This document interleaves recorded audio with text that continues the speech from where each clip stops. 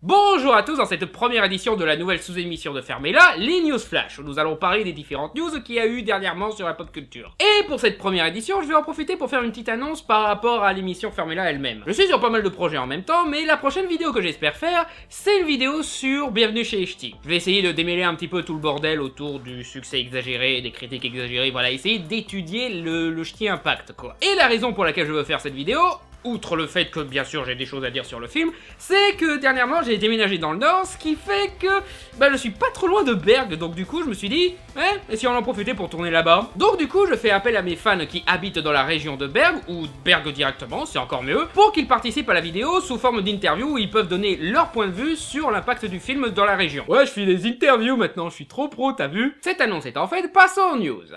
Star Wars, le PDG de Disney, Bob Iger, vient d'admettre publiquement avoir fait une erreur par rapport au rythme des sorties des films Star Wars après l'échec commercial de Solo. Alors, mettons de côté le cas du film Solo, dont j'en parlerai dans le prochain mois Star Wars. Disons juste que le plus gros problème du film, au final, était la date de sortie. Ça rompait avec la tradition de Noël, c'était trop tôt après les derniers Jedi, et le film est sorti dans une période où pas mal de blockbusters se plantent parce qu'il y a plus intéressant à côté niveau blockbusters. Ça, plus le fait que le marketing n'avait pas assez de temps pour préparer la hype par rapport au film, et que la production chaotique de ce film faisait que il nécessitait un petit peu de retard au niveau de la date de sortie, on lui a pas laissé, et du coup il a pas pu corriger ses quelques défauts. Mais ça, on en reparlera. Toujours est-il que c'est Disney qui décide des dates, donc du coup, oui, c'est de la faute à Disney si le film s'est planté. Mais ce qu'il y a à noter, c'est que je crois que c'est la première fois depuis longtemps, si ce n'est jamais, qu'un gros bonnet d'Hollywood comme Bob Iger admettent que c'est lui qui a merdé dans l'histoire. J'ai eu beaucoup de choses à reprocher à Disney ces derniers temps, le rachat de la Fox, le renvoi de James Gunn et d'autres conneries dans le genre, mais là pour le coup, bravo Disney. Là franchement ce que vous avez fait c'est bénéfique pour l'industrie hollywoodienne. Parce que d'habitude quand un film comme Solo se plante, les producteurs nient complètement que c'est de leur faute. Ils disent que c'est les spectateurs qui ont changé, que ce film n'est plus à la mode, que le genre lui-même est mort, au lieu d'admettre que c'est eux qui ont fait une erreur ou que le film est juste mauvais. Donc du coup c'est vraiment cool de voir un producteur qui admette que si le film a planté, c'est de sa faute. Je veux dire, même Kathleen Kennedy semblait prendre l'échec du film sur elle, alors que voilà, tout ce qu'elle a fait, c'est éviter la catastrophe par rapport à une première version jugée pourrie par les réalisateurs de 21 Jump Street. Bref, peut-être que je rêve, mais du coup, peut-être que dans l'avenir, les producteurs apprendront qu'il ne faut pas interférer avec l'art et qu'il faut laisser tout le temps qu'il faut pour un film pour être excellent. Bref, bravo Bob Iger. Maintenant, j'attends ta prochaine saloperie, genre racheter les droits de Bob l'éponge ou empêcher Mickey d'être au domaine public pendant encore 150 ans. Décès. Telltale Games. Sérieux? Ouais, la compagnie de jeux vidéo célèbre pour les Walking Dead, Wolf Among Us et d'autres licences à qui ils ont appliqué leur formule mélangeant jeu d'aventure et en phase narrative, ferme ses portes à cause d'une grosse bonne faillite. Enfin, techniquement, ils ont encore 25 employés. Après en avoir viré 250. Ah ouais, les caisses devaient être bien vides, dis donc. Je comprends pas comment c'est arrivé, je veux dire, leur jeu il marchait plutôt bien, surtout les Walking Dead, et ils avaient pas l'air de coûter très cher, vu qu'ils réutilisaient tout le temps le même moteur graphique pour dire qu'ils étaient cheapos, mais apparemment ils avaient beaucoup trop de projets en cours.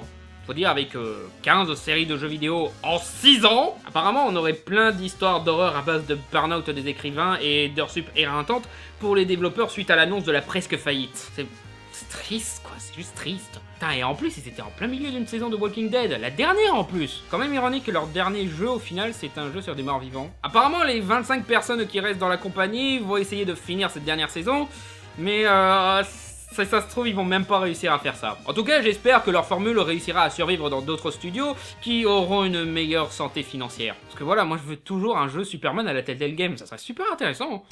Comic Book, le récent Batman Damned, dessiné par le talentueux Lee Bermejo, celui qui a fait les magnifiques dessins de Batman Noël et du roman graphique Joker, a surpris tout le monde en dessinant de façon surprenamment détaillée la batte de Batman. Pardon, je veux dire la bite de Batman. Non, c'est pire. D'ailleurs, j'ai vérifié l'image non censurée. C'est du concret. Le Batman est bien membré. Il peut fonder un club de longue verge de la pop culture avec Luigi à ce stade. Ce dessin a tellement choqué les éditeurs de DC Comics qu'ils se sont dépêchés de sortir une nouvelle version censurée. Ce qui confirme la grande incompétence des éditeurs de DC Comics. Parce que, voilà, pourquoi vous l'avez pas intercepté avant de le sortir? Je veux dire, c'est un petit peu votre boulot les mecs. Cela dit, ça expliquerait pourquoi vous tolérez Dark Knight Strike Again ou All Star Batman et Robin. Hein. Cela dit, pour une fois que c'est pas une femme qui se retrouve à poil gratuitement dans un comics de DC.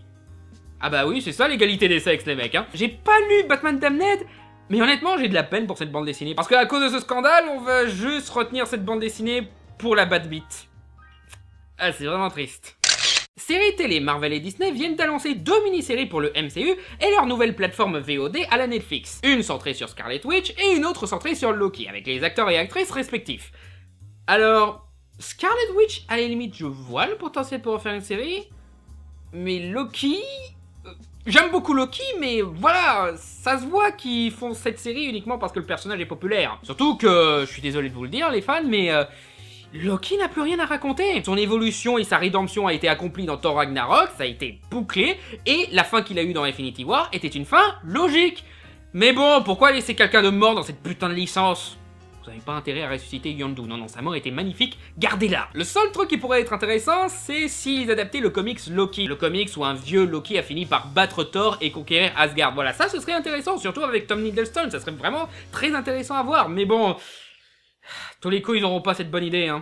Annonce, c'est tombé tout de suite après que j'ai fait une vidéo où j'expliquais que j'aimais beaucoup Space Jam. On vient de confirmer que le projet Space Jam 2, après des siècles dans l'enfer du développement, vient enfin de se lancer avec LeBron James dans le rôle du basketteur associé à Bugs Bunny. Mais là où ça devient encore plus délirant, c'est par rapport à l'équipe autour du film. Déjà, le film est produit par Ryan Coogler, le réalisateur de Creed et Black Panther. Waouh! Et le réalisateur... Terrence Nance. Artiste, musicien et réalisateur de films indépendants comme An Oversimplification of Her Beauty. Grosso modo, on a pris un petit nouveau qui n'a jamais eu l'ambition de faire des blockbusters pour qu'il soit dépassé et qu'on puisse le contrôler sur tous les plans artistiques de ce film. Mais soyons honnêtes, on s'en fout de réalisateur de Space Jam 2, quoi. Mais c'est assez délirant de se dire qu'ils prennent une telle équipe pour Space Jam 2, quoi. Et le fait qu'ils s'entourent d'artistes noirs américains prouve qu'ils ont compris quel était le véritable charme de Space Jam. Parce que je sais que ça va choquer certains d'entre vous, mais dans ce film, les Looney Tunes s'en cognent. Ils étaient superflus au max dans le premier film. Je veux dire, le seul intérêt du premier film, bah, c'était le basket, les musiques pop et le placement produit un peu dégueu, bien sûr. Donc du coup, c'est pas mal qu'ils aient pensé à prendre un mec comme Coogler qui a quand même fait un des meilleurs films de sport de ces dernières années et qui a montré qu'il a un très bon goût musical concernant tous les styles de musique associés aux Noirs américains. C'est cliché, ouais, mais c'est un cliché approprié pour Space Jam. Le seul point où je m'inquiète, c'est par rapport à Lola Bunny. Est-ce qu'ils vont prendre la version chiante, sexualisée pour les Furies qu'il y avait dans le premier film, ou est-ce qu'ils vont prendre la version améliorée des Looney Tunes Show où elle était complètement tarée et hilarante? Bref, reste à savoir si ce sera aussi chouette que le premier Space Jam, ou si ce sera un autre piège à nostalgie comme le remake de La Belle et la Bête. J'espère un Bill Murray surprise à la fin, hein. Tournage, le film Joker avec Joaquin Phoenix a commencé à tourner. Martin Scorsese devait pas s'occuper de celui-là d'ailleurs. Parce que voilà, le projet a été lancé par Scorsese en producteur, mais je retrouve pas la moindre trace de ça dans les crédits. Tout ce que je trouve, c'est le réalisateur Todd Phillips. Le mec qui a fait la trilogie Very Bad Trip. Mais le réalisateur mis à part, le projet a l'air très intéressant. Un film super-héros à budget modeste, enfin ça a l'air, qui se concentre sur l'origine tragique d'un personnage aussi iconique que le Joker.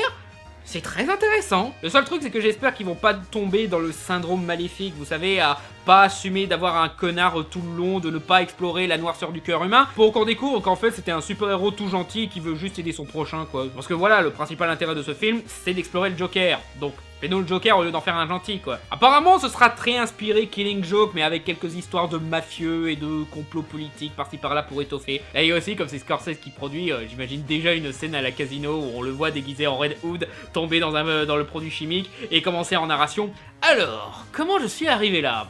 Batman m'a poussé. Ça, plus le fait que Joaquin Phoenix est un très bon choix pour le Joker, et aussi, je suis content qu'ils aient laissé tomber cette idée de faire un univers étendu DC Comics qui...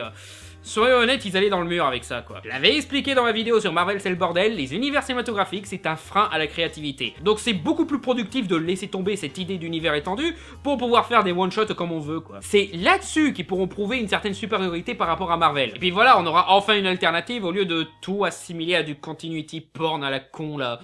Et pour finir, annonce, Netflix vient d'annoncer qu'ils viennent de lancer un projet de série live sur Avatar le dernier maître de l'air. Bon alors, ceux qui me connaissent principalement comme étant le défenseur du dernier maître de l'air de Shyamalan, voulaient bien sûr savoir mon avis sur ce projet et... mais je vois pas trop ce qu'un remake pourrait apporter à part cette fois on va mettre les bonnes nationalités. Je veux dire, ouais, c'est cool de mettre des asiatiques dans un univers inspiré asiatique, mais voilà, vous pouvez en profiter pour apporter un peu de nuance et de richesse à cet univers, non? Au moins, mettre un réalisateur comme Shyamalan, ça proposait une nouvelle narration et un nouveau style qui rendait l'adaptation pertinente. Mais là, aucun réal n'est annoncé, c'est juste Netflix qui lance un projet avec les deux créateurs de la série originale. Je veux dire, je t'aime bien Netflix, mais il me faut un peu plus que ça quand même. Après voilà, connaissant leurs ambitions niveau production design pour leur série, je me doute que ça aura de la gueule, mais franchement, un remake par les mêmes créateurs que l'original, il me faut un peu plus. Vous pouviez pas juste faire une troisième série Avatar, tout simplement? Voilà, c'est tout pour ce premier Fermez-la News Flash. N'hésitez pas à dire ce que vous pensez de ce nouveau concept, et n'hésitez pas à partager des news et des questions que vous voulez voir traitées dans un prochain épisode, si vous voulez voir un prochain épisode de ça, bien sûr. N'hésitez pas non plus à soutenir mon émission via mon compte Tipeee, ou via mon compte Utip si vous n'avez pas d'argent. Tout ce que vous avez à faire, c'est regarder une pub, et voilà, soutenu. C'est très pratique, et bien sûr, n'hésitez pas à vous abonner. A bientôt sur Fermez-la.